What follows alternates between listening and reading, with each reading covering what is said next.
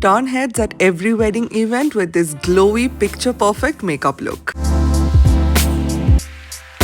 Hi, my name is Antara and you're watching me on Be Beautiful. I have my cousin's wedding coming up super soon and I'm trying to perfect my makeup routine because I don't want any last minute hassle and I really don't want to be late. So here's how I broke my makeup routine into few easy steps. Cousin is having an outdoor wedding, so I need to make my base lightweight and long lasting. I'm using the Lakmē primer for minimizing my pores and perfecting my makeup for a long lasting flawless finish. Now going in with my foundation, which gives a luminous finish and lightweight coverage. You can build up the product but it still looks so natural and dewy. One very unforgettable and loving wedding tradition that we have is Shubho Drishti, where the bride and groom share their first loving glance surrounded by family and sounds of shankho, which is conch shells. For concealer, I'm using it usually under my eyes, also on my high points because I want my makeup to look very snatched, and then I'm just blending it really well with a damp beauty sponge. Eye makeup effortlessly elevates the whole look.